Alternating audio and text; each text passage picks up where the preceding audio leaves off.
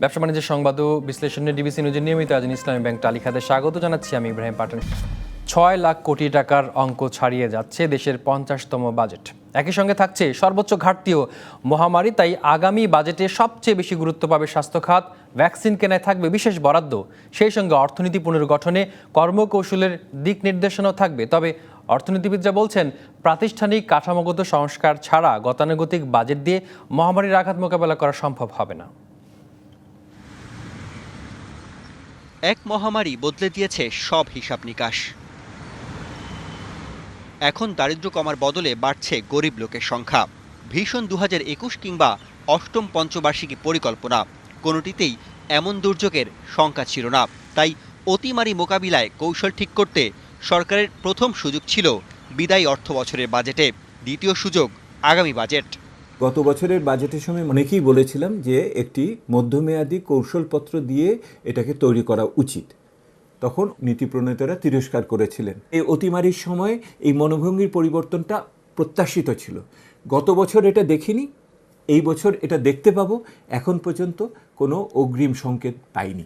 অর্থ মন্ত্রণালয়ের সূত্রগুলো বলছে, আগামী বাজেট হতে যাচ্ছে 6,02,880 কোটি টাকার। অর্থের যোগান দিতে 3,30,078 কোটি টাকা আদায় করতে হবে এনবিআরকে। বার্ষিক উন্নয়ন কর্মসূচির জন্য বরাদ্দ 2,25,324 কোটি টাকা। হেলথ মিনিস্ট্রির জন্য বেশি পরিমাণ টাকা গত বছর থেকে এইবার দেওয়া হবে, এই সম্বন্ধে আমি আপনাকে নিশ্চয়তা দিতে পারি। ভ্যাকসিন প্রকিউরমেন্ট করার জন্য একটা পরিমাণ অর্থ ধরে রাখা হবে বলে আমার ধারণা। সামাজিক নিরাপত্তা বলের মাধ্যমে যে অ্যালাউন্সগুলো দিচ্ছি, আমরা টাকা দিচ্ছি, সেইটার সংখ্যা বাড়ানো হবে। এই টাকাটা খরচ হয়ে আসলেই মানুষের উপকার হলো কি না সেইটা মূল্যায়ন করার কোনো পদ্ধতি নেই। যেই পরিবীক্ষণ বিভাগ আছে তারা দেখে যে শুধুমাত্র 10 টাকা খরচ করার কথা ছিল, 9 টাকা খরচ হয়েছে, 90% অর্জন হয়ে গেছে। এইটা একটি ভাওতা ছাড়া আর কিছু না। কারণ হলো ওই 90% খরচ করে মানুষের 9% উপকার হলো কি না তার কোনো মূল্যায়ন নেই। প্রাতিষ্ঠানিক সংস্কার সরকার না আনতে পারে তাহলে গতানুগতিকভাবে এখানে সর্বাপেক্ষা বড় বরাদ্দ এগুলি বাগাড়ম্বর ছাড়া আমার কাছে আর কিছুই মনে হয় না। সবচেয়ে বড় বাজেটে ঘাটতিও হচ্ছে সর্বোচ্চ। 2,13,802 কোটি টাকার ঘাটতি পূরণে ব্যাংক ঋণ নেওয়া হবে 1 লাখ কোটি টাকা। 25,000 কোটি টাকা নেওয়া হবে সঞ্চয়পত্র থেকে। বাকি 80 থেকে 90,000 কোটি টাকা বিদেশি ঋণ নিতে চাচ্ছে সরকার। আমরা ধার করব, ধার যে কোনো সরকারই করে, ধারে ভয়ের কোনো ব্যাপার নেই। ভয়ের ব্যাপার হলো মিসম্যানেজমেন্টে। করোনা ভাইরাসের নেতিবাচক প্রভাব মাথায় রেখে এবার জিডিপি প্রবৃদ্ধির হার নির্ধারণে সংযত হচ্ছে সরকার। আগামী অর্থবছরে এ লক্ষ্য থাকবে 7% ঘরে। একদিকে রাজস্ব আদায় নিম্নগতি, অন্যদিকে মহামারীর চাপে থাকা অর্থনীতি পুনরুদ্ধারে বাড়তি টাকার চাহিদা আছে। সংকটে পড়া মানুষকে টেনে তোলার প্রতিশ্রুতিও। এত সব চ্যালেঞ্জ সরকার কতটা দক্ষভাবে সামাল দেয় তা জানা যাবে আগামী মাসের প্রথম বৃহস্পতিবার 3রা জুন অর্থমন্ত্রীর বাজেট বক্তব্যে। Arifur Rahman, DBC news, Dhaka. Budget বড়, গুণগত ব্যয় কতটা, এই আলাপে এখন যুক্ত হচ্ছেন গবেষণা প্রতিষ্ঠান পিআরএ নির্বাহী পরিচালক doctor Ahsan S Mansur. Doctor Ahsan S Mansur, আপনাকে স্বাগত জানাচ্ছি আমাদের আলোচনায়। আমরা যে প্রতিবেদনটি দেখছিলাম সেখানে বলা হচ্ছে যে মহামারী, তাই আগামী বাজেটে সবচেয়ে বেশি গুরুত্ব পাবে স্বাস্থ্য খাত। ভ্যাকসিন কেনায় থাকবে বিশেষ বরাদ্দ। কিন্তু আগামী অর্থ বছরে এডিবিতে স্বাস্থ্য খাতে বরাদ্দের অবস্থান আমরা দেখছি 17,307 কোটি টাকা। সামগ্রিক বরাদ্দের শতাংশ 7.68% স্বাস্থ্য খাতে। বরাদ্দের ক্রম অনুসারে এটা 5 নম্বরে, যদি আমরা এতদিন শুনে আসছিলাম 1, 2, 3 নম্বরে থাকবে।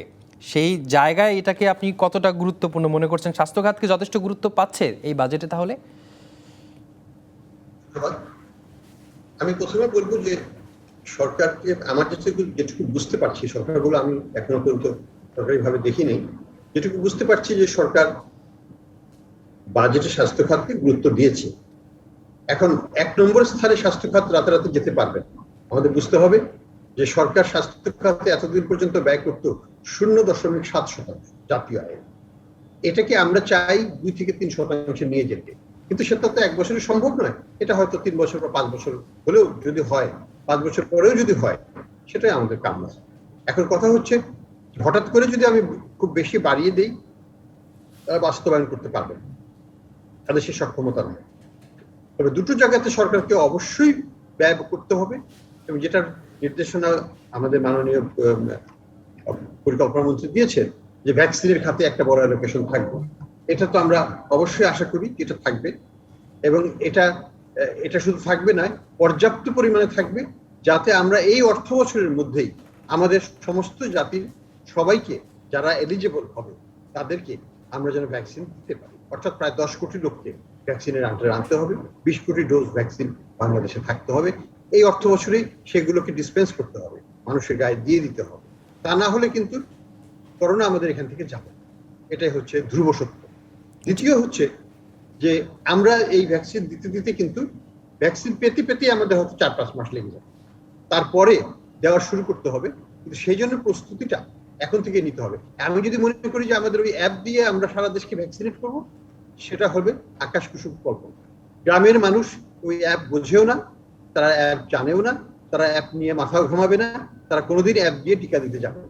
তাদের কাছে যেতে হবে। আমাকে স্কুলে, প্রাইমারি স্কুলে বা মাদ্রাসা বা মসজিদে আমার মেডিকেল টিম নিয়ে তাদেরকে ভ্যাকসিনেট করতে হবে, প্রত্যেক গ্রামে গ্রামে যেয়ে।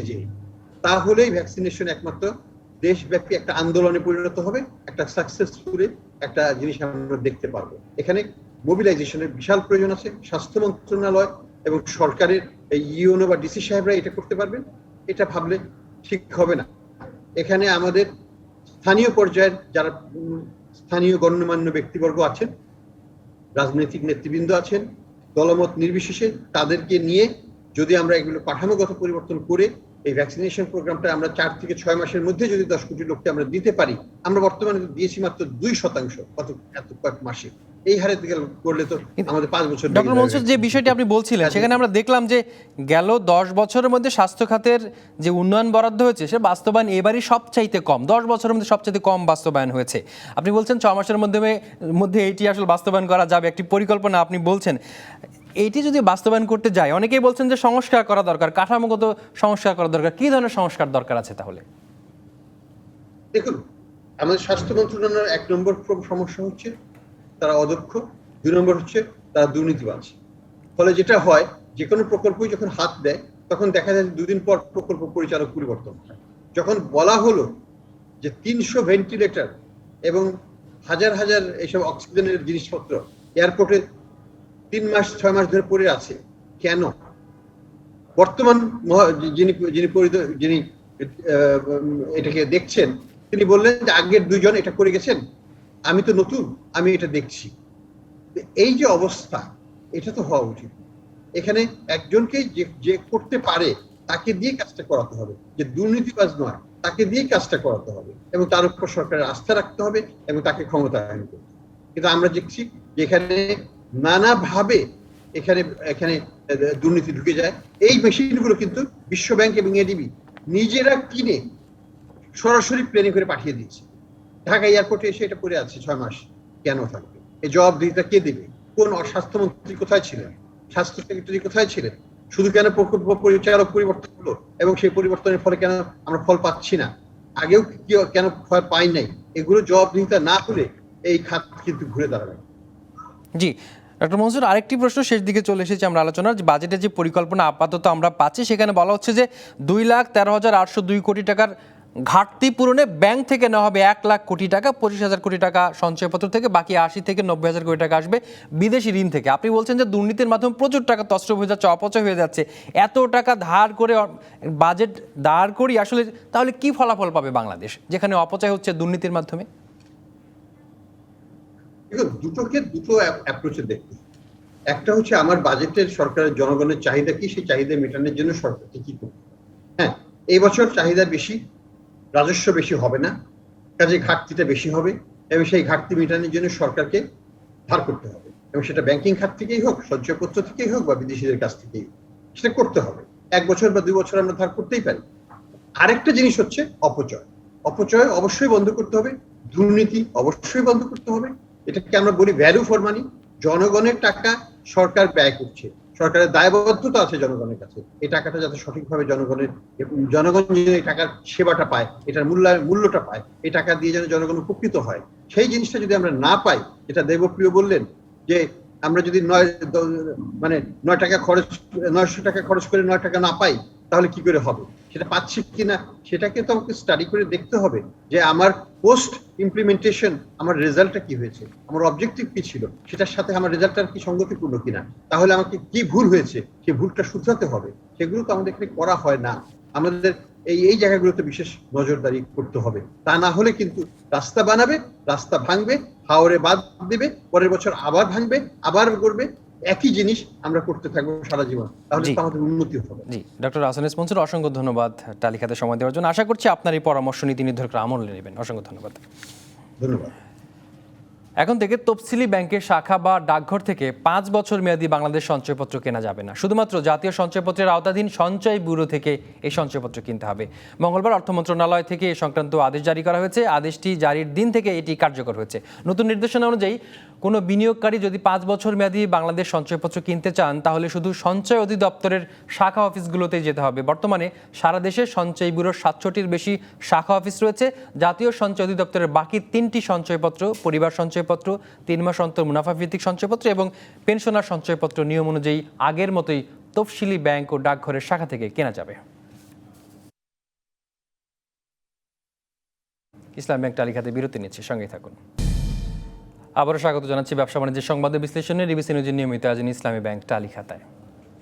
ঈশ্বরদী ইপিজেডে আরও $2.80 কোটি বিনিয়োগ করবে ভারত ও জাপানের 2 প্রতিষ্ঠান। এজন্য সকালে রপ্তানি প্রক্রিয়াকরণ অঞ্চল কর্তৃপক্ষ বেবজার সঙ্গে চুক্তি সই করেছে ওই 2 প্রতিষ্ঠান। চুক্তির আওতায় জাপানি মালিকানাধীন তৈরি পোশাক কারখানা রুলিন বিডি লিমিটেড ঈশ্বরদী ইপিজেডে তাদের ব্যবসা সম্প্রসারণ করবে। বর্তমানে প্রতিষ্ঠানটি বাংলাদেশে $40 লাখ বিনিয়োগ করেছে। নতুন করে আরও $2.5 কোটি মূলধন বিনিয়োগ করবে রুলিন বিডি। এতে নতুন কর্মসংস্থান হবে 3,500 মানুষের। একই দিন ঈশ্বরদী ইপিজেডে প্রায় $30 লাখ বিনিয়োগের জন্য চুক্তি সই করেছে বাংলাদেশ ভারত যৌথ মালিকানাধীন প্রতিষ্ঠান মেসার্স খ্যাতি leather innovations BD limited.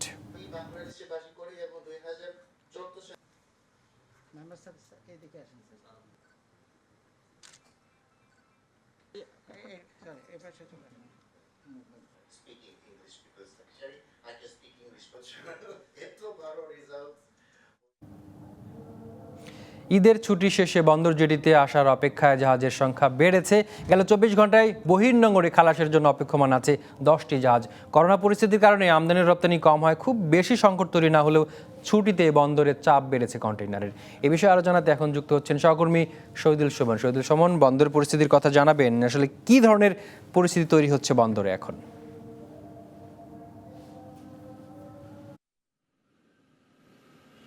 Ibrahim, প্রতি বছর ঈদ আসলেই বন্দর কর্তৃপক্ষের এক ধরনের শঙ্কা জাগে ঈদে বন্দরে কন্টেইনার জট হবে। তবে এবারে সে পরিস্থিতি আসলে নেই, যেহেতু আপনি জানেন করোনা মহামারীর কারণে আমদানি রপ্তানির উপর কিছুটা প্রভাব পড়েছে। সেক্ষেত্রে বন্দরে কন্টেইনার থাকলেও খুব একটা বেশি চাপ নেই। তবে যেহেতু ঈদের বন্ধে বেশ কিছু কলকারখানা বন্ধ ছিল, সেক্ষেত্রে তারা তাদের যে পণ্য অর্থাৎ কন্টেইনারগুলো তারা সেগুলো বন্দর থেকে ডেলিভারি করে নেয়নি। সেক্ষেত্রে কিন্তু বন্দরে এই মুহূর্তে প্রায় 40,000-এর মতো কন্টেইনার রয়েছে। বন্দর কর্তৃপক্ষ যেটি আসলে জানিয়েছেন, তাদের সবগুলো ইয়ার্ড মিলে প্রায় 49,000-এর মতো কন্টেইনার রাখার মতো ধারণ ক্ষমতা তাদের রয়েছে। যেটি বলছিলাম যে প্রায় 40,000-এর মতো কন্টেইনার বর্তমানে রয়েছে এবং গত 24 ঘন্টায় বন্দর কর্তৃপক্ষ যেটি জানিয়েছেন প্রায় 4,500-এর মতো কন্টেইনার তারা ডেলিভারি করেছে। এছাড়া গত সোমবারও কিন্তু প্রায় 4,000-এর মতো কন্টেইনার তারা ডেলিভারি করেছে। তো এই শুধুমাত্র ঈদের দিন অর্থাৎ 15ই মে 8 ঘন্টার মতো বন্দরের কার্যক্রম বন্ধ ছিল নামাজের কারণে। সেদিন বাদে কিন্তু প্রত্যেক দিনই বন্দরের যে কার্যক্রম সেটি আসলে অব্যাহত ছিল, এমনটি আসলে বন্দর কর্তৃপক্ষ জানিয়েছেন। তারা আসলে যেমনটি বলছেন 13 থেকে 16ই মে পর্যন্ত প্রায় 4,852টি কন্টেইনার তারা ডেলিভারি করেছে। সেই সময়গুলোতে কিন্তু প্রায় 22,640টি কন্টেইনার ডেলিভারি হয়েছে এবং বহির্নোঙরে প্রায় 10টির মতো জাহাজ অপেক্ষমান রয়েছে এবং বন্দর জেটিতে যেসব জাহাজ রয়েছে সেগুলো থেকে কিন্তু পণ্য উঠানামা করছেন এবং সেখান থেকে যেসব জাহাজ থেকে পণ্য খালাস হবে পরবর্তীতে সেই জাহাজগুলো বন্দর জেটি থেকে বেরিয়ে গেলে কিন্তু পরবর্তীতে অপেক্ষমান জাহাজগুলো বন্দরের জেটিতে প্রবেশ করে। ফলে যারা ব্যবসায়ীরা বলছেন নতুন করে কোনো ধরনের জেটি তৈরি না হয় এবং কিন্তু বন্দরের যে কার্যক্রম সেটি আসলে কিছুটা ধীরগতি রয়েছে। বন্দরের আরও টার্মিনাল বাড়লে সেক্ষেত্রে কিন্তু বন্দরের যে সক্ষমতা আরও বাড়বে সেটি আসলে তারা বলছেন। ইব্রাহিম, আরেকটি তথ্য, বন্দরে অপেক্ষমান থাকলে কিন্তু 3 দিনের পর থেকে কিন্তু ব্যবসায়ীদেরকে বেশি পরিমাণ বন্দরের যে চার্জ সেটি দিতে হয়। সেক্ষেত্রে সেগুলো প্রথম দিকে পরিশোধ করে শিপিং কর্পোরেশন, শিপিং এজেন্সিরা। সেক্ষেত্রে শিপিং এজেন্সি যখন বেশি তারা বন্দর কর্তৃপক্ষকে চার্জ দিবে, সেক্ষেত্রে সেই চার্জই কিন্তু আমদানি রপ্তানি যারা করে তাদের উপর সেটি বর্তায়, এবং সেটি যখন আমদানি রপ্তানিকারকরা যখন খোলা বাজারে কিংবা বাইরে বিক্রি করে সেটি কিন্তু আবার ভোক্তা সাধারণের উপর সেই দামটি আসলে বেড়ে যায়। এমনটি এখানকার যারা রয়েছেন তারা আসলে বলছেন। তো ব্যবসায়ীরা কিন্তু এই সমস্যাগুলোর সমাধান তারা চাচ্ছেন দ্রুত। ইব্রাহিম। শহীদুল সুমন, অনেক ধন্যবাদ। শহীদুল সুমন যুক্ত ছিলেন চট্টগ্রাম থেকে। দিনাজপুরের সুস্বাদু মৌসুমি ফল লিচুতে রং লেগেছে, আর 1 সপ্তাহ পরেই বাজারে নামবে কাঙ্ক্ষিত মাদ্রাজি ও বেদনা জাতের লিচু। তবে কৃষি বিভাগ বলছে এবার বোম্বাই জাতের লিচুর ফলন খুবই কম, এতে এবার লিচুর উৎপাদন 25 থেকে 30% কম হবে। বর্তমান করোনা পরিস্থিতিতে লিচুর বাজারজাতকরণ নিয়েও শঙ্কা রয়েছে চাষিদের।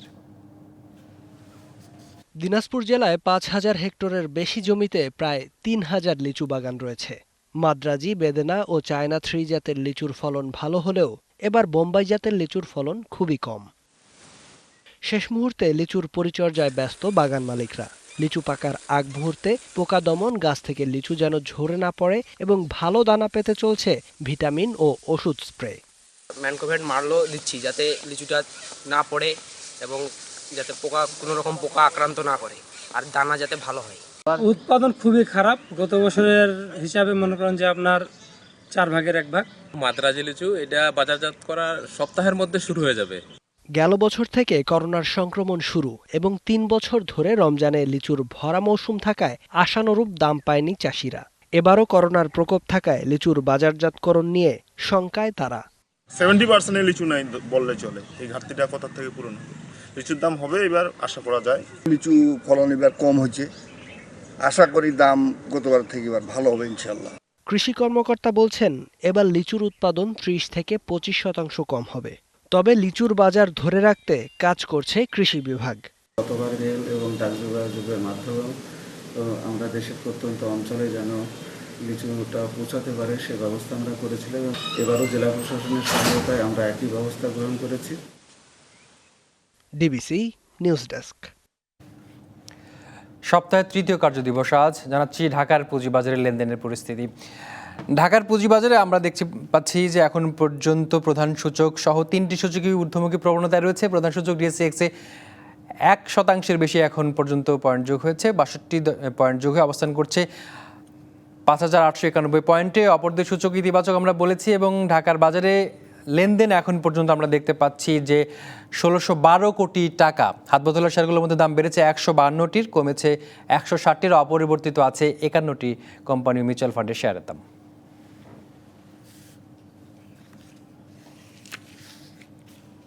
ব্যবসা বাণিজ্যের সংবাদে বিশ্লেষণে ডিবিসি নিউজের নিয়মিত আয়োজন ইসলামিক তালিকা তাই পর্যন্তই। সঙ্গে থাকুন।